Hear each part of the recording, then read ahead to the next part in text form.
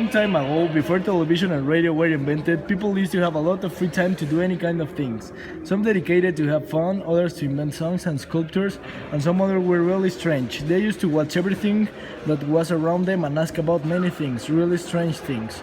For example, one of them asked himself, "How do we know if we are not dreaming right now?" This was strange, but very interesting, don't you think?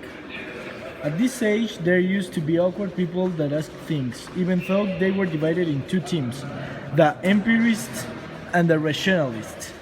Each one had their own ideas, but there were three empiricists that were very close friends. Their names were Descartes, Spinoza, and Leibniz, and three rationalists that were very friends too, Locke, Berkeley, and Hume. But these six used to hate each other because they thought very different. One day, they met in a coffee of their town. "Hello, friends, can I take a seat?" Hey, Descartes, how are you? Sure. Sit with us, my friend. Thank you. What are you talking about? Nothing special. We wondered about the world. Excellent. Just last night, I take a few glasses of wine, and I was thinking while watching the moon. In that, I started to fall asleep and started to dream. I woke up 2 hours later and remembered that I had dreamed of the moon. My dream was so real that even I get confused and I think I never slept, and this made me wonder, how do I know I'm not dreaming right now? Do not make this, Descartes. You are really crazy. Maybe, but after that dream I become skeptical of everything. How I can't trust my senses? What if in fact this world in which we live is controlled by an evil genius who is watching us? You are crazy! Okay, maybe I'm crazy. Sorry guys. Yeah, well, forget it. Yesterday I met a beautiful girl. She had blue eyes and a great body. She was perfect. Really? Good luck, friend. I will go to infinite by meeting a girl like her. Hey, how to know what is perfect and what is infinite if we are not? A good question. I consider the woman with blue eyes is perfect, but maybe someone else prefer brown eyes, and that's perfect for that person. Descartes, you are right. I guess that infinity is something that does not end. But if we have never known anything that does not end, we cannot know who is infinite. Exact, my friends, we cannot know. In fact, we cannot even know if we exist. But I think if we exist, for we think. Surely God made us perfect and infinite concepts in mind, so we can use them. You think? And how or what created us?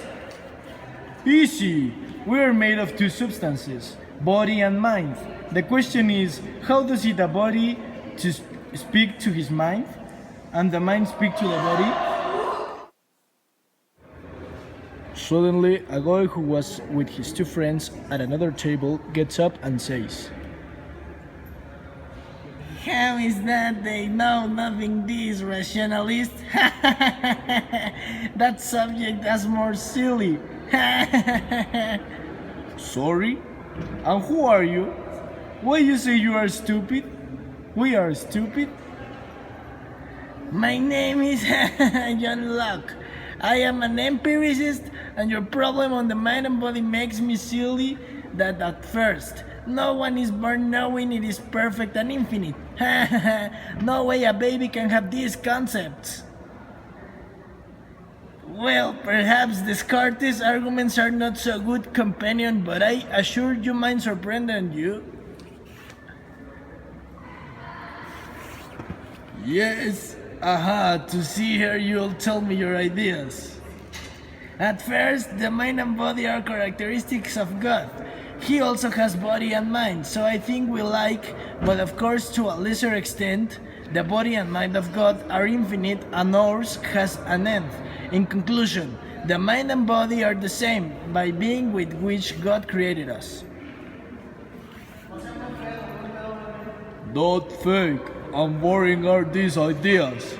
There are no innate ideas, and there is no God who gave us mind and body. That explains the science.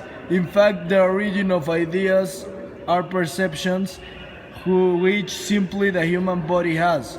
And there is no point to talk about the substances that make us that the mind is not a single substance. It is only a collection of perceptions. What we perceive is what forms our mind. Sir, what is your name? My name is Gottfried Leibniz, and I totally disagree with you. Mind, if it's a single substance, the substance is called monad. The monad is simple, it is not material. It's active and has a purpose. Actually, everything in the world is made up of the monad. And if God exists and is the monad of monads, the monads think everyone else. Well, to solve the question of my friend Descartes, because in reality there is no interaction between body and mind. It is only an illusion of interaction. Leibniz, you are a moron. Not even makes me want to listen to you. Your theories and your friends are rubbish.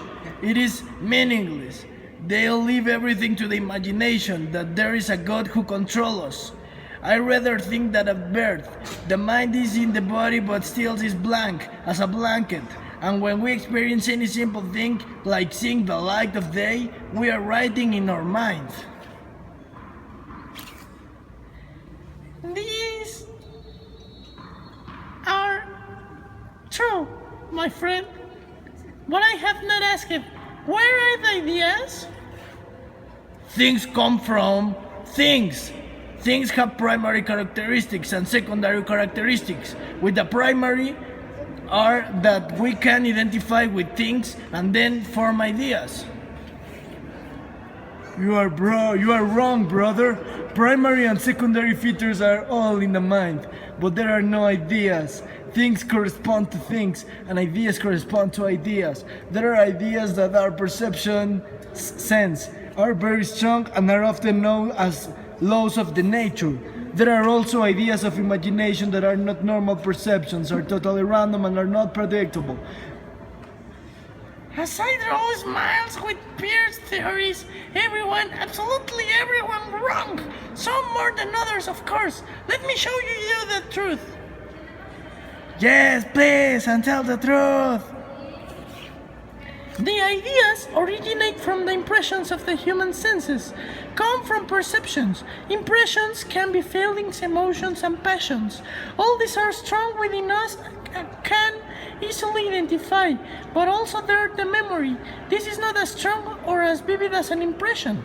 And if they wanted to know how the ideas are connected as it is, there are three patterns that one thought assimilate resemblance with another one. The contiguity which that relate objects are at the same time in the same place, and the cause and effect, but in really cause and effect are just an illusion, because events are separated one from another.